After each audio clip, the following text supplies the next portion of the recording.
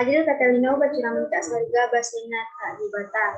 Perkenalkan, nama saya Laurencia Sinta, NIM 1910416928. Baik, di sini saya akan menjawab hasil saya akan menjawab jawaban UAS dari mata kuliah analisis bisnis. Baik, di sini saya langsung saja men-sharekan hasil jawaban saya.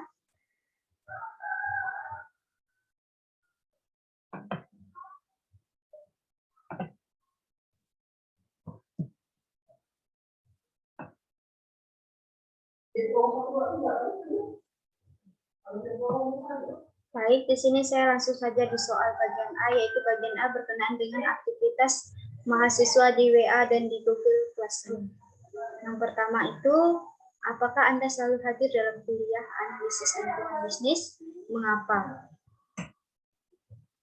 Jawaban, ya, karena analisis lingkungan bisnis adalah salah satu mata kuliah yang saya ambil pada semester ini, dan pada mata kuliah ALB ini saya belajar dan mendapatkan pemahaman menciptakan peluang baru usaha dengan mempertimbangkan aspek-aspek penting di dalamnya. Soal kedua, beberapa kali Anda hadir dalam kuliah analisis lingkungan bisnis secara daring? Saya hadir yaitu 14 kali. Nomor 3 itu, apa-apa yang saudara lakukan selama saudara belajar analisis lingkungan bisnis secara daring? Yang saya lakukan selama belajar analisis lingkungan secara daring yaitu berdiskusi melalui Zoom bersama dosen, membaca e-book yang diberikan, dan mengerjakan tugasnya. Soal nomor 4, apa tugas terstruktur yang diberikan oleh dosen saudara selama kuliah daring? Jelaskan tugas-tugas struktur Anda. Yang pertama itu berdiskusi, yang kedua itu meringkas dari e-book ALB, yang ketiga itu membuat video presentasi, yang keempat itu mencari materi. Jelaskan buku yang digunakan dalam kuliah analisis lingkungan bisnis. Siapa penulis buku analisis lingkungan bisnis tersebut? Pada tahun berapa buku tersebut ditulis? Berapa halaman buku analisis lingkungan bisnis tersebut? Beberapa jumlah bab yang terdapat dalam buku ALB tersebut? Coba sebutkan dan jelaskan secara singkat isi dari bab-bab yang terdapat dalam buku analisis lingkungan bisnis. Bagaimana pendapat Anda mengenai buku analisis lingkungan tersebut, dan apa manfaat yang Anda memperoleh membaca buku analisis lingkungan bisnis tersebut? Jawaban bagian pertama itu, penulisnya itu Adi Mursalin SE MM, jumlah halaman itu 631, sebanyak bab 14, maksudnya sebanyak 14 bab. Bab pertama itu analisis lingkungan bisnis, bab 2 itu strategi terintegrasi, bab 3 itu media berita dan isu bukan pasar, bab 4 itu politik privat dan tekanan sosial, bab 5 itu manajemen krisis, bab 6 itu penggunaan strategi berbasis non-pasar di perusahaan, bab 7 itu strategi non-pasar untuk area pemerintahan, bab 8 itu menerapkan strategi non-pasar di area pemerintahan, bab 9 itu antitrust, ekonomi, hukum, dan politik. Bab 10 itu regulasi, hukum, ekonomi, dan politik. Bab 11 itu pasar keuangan dan peraturannya. Bab 13 itu analisis PESTEL. Bab 14 itu dampak pandemi COVID terhadap bisnis. Pendapat saya terhadap buku tersebut ialah penjelasannya cukup mudah dimengerti dan manfaatnya ialah menjadi bahan untuk dipelajari dalam mata kuliah ALB. Nomor 6, bagaimana kuliah ALB daring memberi kesan kepada Anda? Platform media apa yang digunakan oleh dosen dalam memberi kuliah analisis lingkungan bisnis? Di sini saya menjawab, kuliah makul ALB yang masih daring memberikan kesan yang sangat cukup baik. Walaupun daring, tapi dosen ALB menggunakan media platform yang sangat mendukung, yaitu seperti media Zoom, Google Classroom, dan juga WhatsApp. sehingga materi tetap tersampaikan pada mata kuliah ini. Bagian B ini berkaitan dengan teori analisis lingkungan bisnis. Baik, di sini saya langsung saja menjawab soal nomor 1 itu jelaskan pengertian manajemen krisis dan sifat dan penyebab terjadinya krisis. Jawaban pertama, manajemen krisis adalah proses mempersiapkan dan mengelola krisis yang datang secara tidak terduga dan berpotensi mempengaruhi jalannya bisnis. Melalui langkah ini, perusahaan dapat mengurangi kerugian atau kerusakan yang terjadi dalam bisnis serta berusaha untuk memulihkan dengan cepat. Sifat dan penyebab krisis adalah situasi di mana kerugian terhadap orang atau properti telah terjadi atau akan segera terjadi. Krisis biasanya tidak terduga, dapat meningkatkan dengan cepat, dan dapat merusak kinerja operasi perusahaan, reputasinya, dan kredibilitas manajemen. Krisis seringkali membutuhkan tindakan di bawah tekanan waktu, sehingga manajemen harus bertindak dengan rasa urgensi. Soal nomor 2, sebutkan dan jelaskan komponen dari program manajemen krisis. Yang pertama itu penghindaran, yang kedua itu persiapan, yang ketiga itu analisis akar penyebab, yang keempat itu tanggapan, serta yang kelima itu resolusi. Di sini juga ada penjelasan masing-masing dari itemnya. Yang pertama itu penghindaran.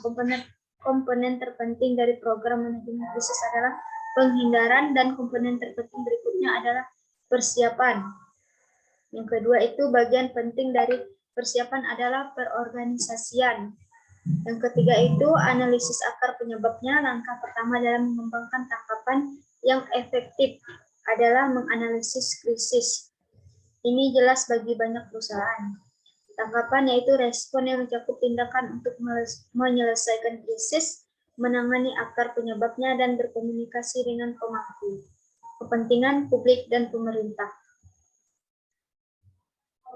Krisis teknologi diselesaikan ketika tidak ada lagi kematian yang terjadi dan otoritas penegak hukum menyimpulkan bahwa kerusakan itu adalah pekerjaan seseorang yang telah membuka bungkusan, mengeluarkan dan membuka botol, memetik sianida, masuk kembali botol tersebut ke dalam bungkusan dan menyegelkannya kembali.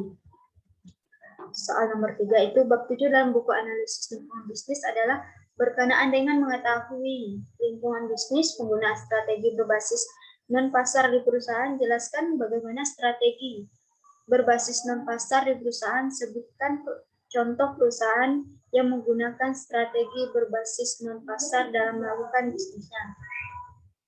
Jawabannya, strategi berbasis non-pasar berhubungan antara tujuan dan tindakan spesifik yang diambil untuk mencapainya. Ketika ada persaingan antar kepentingan, seperti dalam kasus politik kelompok kepentingan, efektif suatu strategi bergantung pada strategi pihak lain yang akan aktif dalam masalah tersebut. Contohnya Toshiba dan sanksi perdagangan. Soal nomor 4, jelaskan apa yang dimaksud dengan strategi non-pasar umum dan sebutkan dan jelaskan 3 strategi non-pasar generik atau umum tersebut.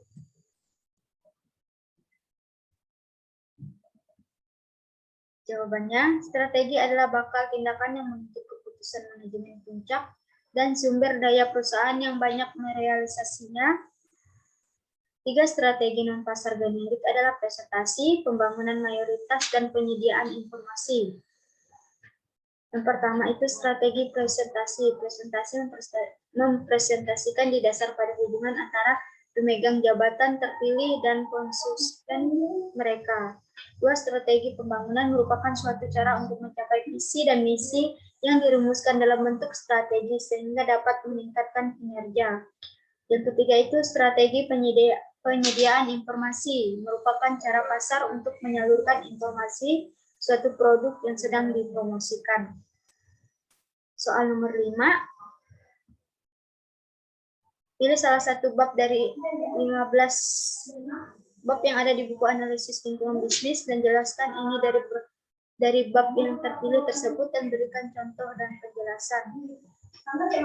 Baik, di sini saya langsung menjelaskan, yaitu saya memilih bab 1, yaitu analisis lingkungan bisnis, di mana di situ terdapat beberapa item-item yang menjelaskan bagaimana kita menganalisis suatu bisnis yang bisa menggunakan strategi-strategi yang bagus. Lanjutan nomor 6, bagaimana peran pemerintah dalam dunia bisnis? Apakah pemerintah ini termasuk dalam lingkungan pasar atau lingkungan bukan pasar? Jelaskan jawaban Anda. Jawaban, peran pemerintah dalam dunia bisnis sangat penting. Pemerintah termasuk dalam lingkungan bukan pasar, karena pemerintah bertanggung jawab untuk menarik pajak setiap perdagangan. Bagian C, berkenaan dengan video-video yang berkenaan dengan analisis lingkungan bisnis. Silakan buka link video ini. Video pertama itu judul video lingkungan yang mempengaruhi bisnis.